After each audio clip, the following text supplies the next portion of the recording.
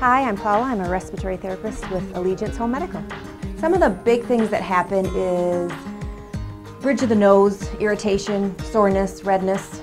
For some people, they actually have sores on the bridge of their nose just because of where the mask is rubbing on the bridge of their nose. It can be very irritating. Some other issues would be the cheeks. Some people get red lines on their cheeks and it may take several hours for them to go away once they get out of bed. So those red lines on the cheeks can be painful and of course annoying because people do not want to have red lines on their face when they're going to work. Forehead, some people get irritation on their forehead as well. And then leaks is the main one. Leaks in the eyes, leaks down by the chin, leaks that are uncomfortable and annoying when you're trying to sleep. A lot of people wake up because of these little leaks that annoy them, and then they have to reposition and refit the mask and readjust the Velcro, and it can be annoying, and some people then just stop either using the machine or just stop that night. Say they're 4 hours into it and they stop using it for that night and start again the next night. So if I can set someone up with some RemZZs and it helps them out a lot, it decreases their frustration, decreases my frustration in helping them because now I've helped them. And they'll still come back to me as a patient because now they'll be compliant and they'll be coming back for supplies on a regular basis. So if I fixed the mask problem, they're happy, I'm happy. It frees up my time a little bit more to help brand new patients to get them going on the right direction. But again, I'll keep them as a patient because they're going to be coming back for more RemZZs, for more supplies on a regular basis. Prior to RemZZs, when I was helping someone fit a mask or refit a mask, basically all we could do is try a different mask. There wasn't a lot else out there we could help them with. So even if I tried them on a different mask, they may still have the same issues. Many of the masks are the same shape as every manufacturer, but slight differences. So I was finding many people were still having the same issues as they had before. Irritation on the nose, the redness on the cheeks, and the leaks in the eyes were the main thing that people would get very annoyed by. But once we were able to find that RemZZs was out there, then it really eliminated a lot of those problems. It solved a lot of those problems that we couldn't solve before the RemZZs.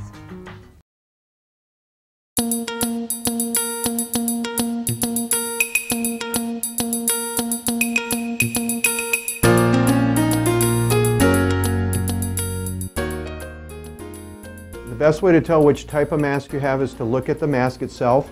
So you grab your mask and you look at the front of the mask, generally right here on the mask side or up here at the top or on your headgear. It will explain what your mask is. So there's on every mask there's a name of the mask here. Generally it can sometimes be on the headgear also. So you can see that every mask that we have here has got a different name on it, generally somewhere on the mask. Then if you're wondering what size you wear of mask, you will find it right on the bottom of the face cushion. This is the face cushion. You'll find it right on the bottom. This is a medium. Sometimes it talks about it on the headgear also. It'll say medium, but if your headgear is different than the mask, which sometimes they're interchangeable to other masks, you want to always look on the mask cushion itself. It will say right on the bottom, generally, medium or small or large.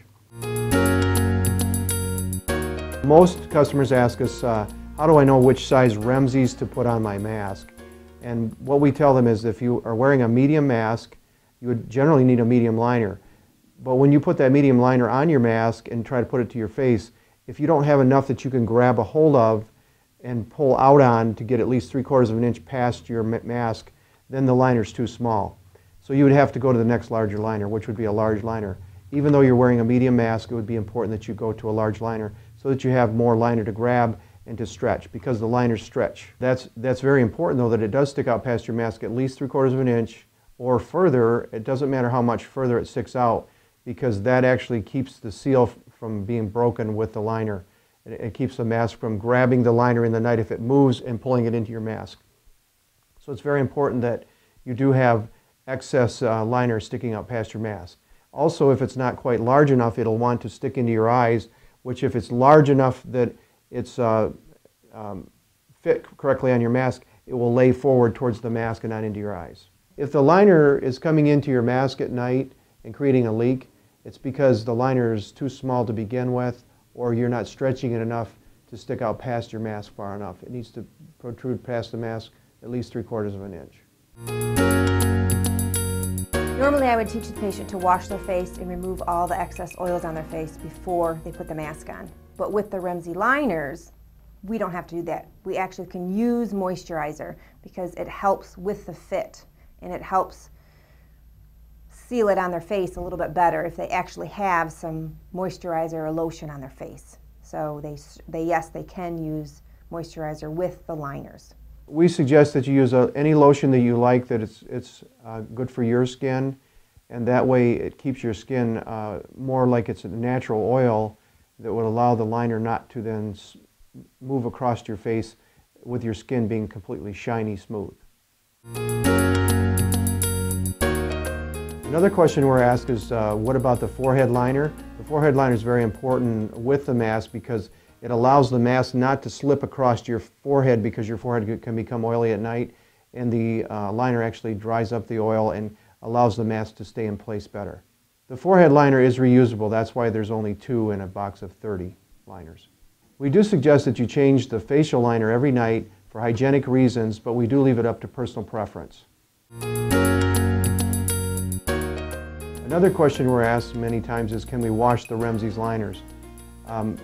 People try to wash them, but when you wash them, it shrinks the fabric, it shrinks the fibers so they become non-absorbent again, and also then they curl, and so customers tend to want to iron them with an iron. That actually presses the fibers together so they become non-absorbent, and they don't absorb oils anymore, and they become smooth so the air passes right past them. If you're experiencing leaking in your eyes and around the bridge of your nose, I suggest you try 2 liners that will fill in some of the areas that maybe the mask is not filling in. If you're using 2 liners one night, the second night you can flip the liner over and put the clean side against your face.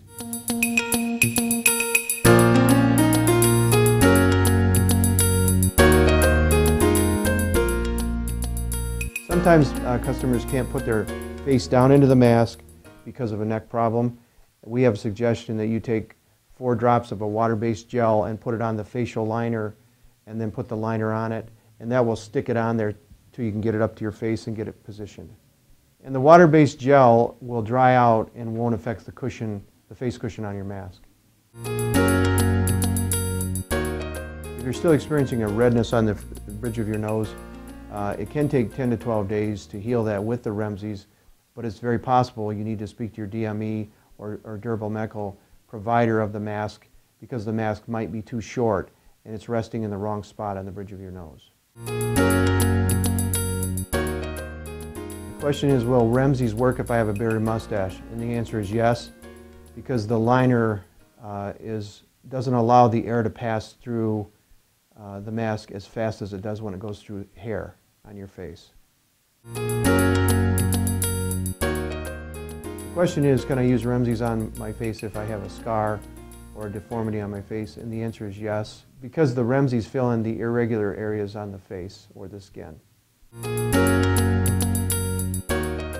Some customers wonder why the hole in the center is so small. It's because RemZZs are made that way for a custom fit.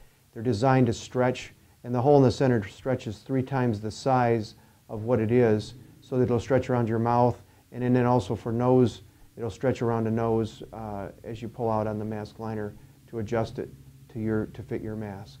If you have an open sore on the bridge of your nose, first of all, check with your doctor to make sure that you don't need to do something different. But we suggest putting a Band-Aid over the sore, and don't put the RemZZs directly on the open sore. And then it could take up to 2 weeks for that to heal. But always check with your doctor if you have an open sore on your nose, because they would better tell you how to treat that open sore. We're just suggesting that you don't put RemZZs right on the open sore. If you're still having trouble with RemZZs or having struggles with your mask or have questions about RemZZs, we suggest that you email us at info@remzzs.com or help@remzzs.com, or call our 800 number, which is 877-473-6999. That's 877-473-6999. If you don't see your mask listed on our website, you can give us a call and we'll try to help you to figure out which liner would best fit your mask.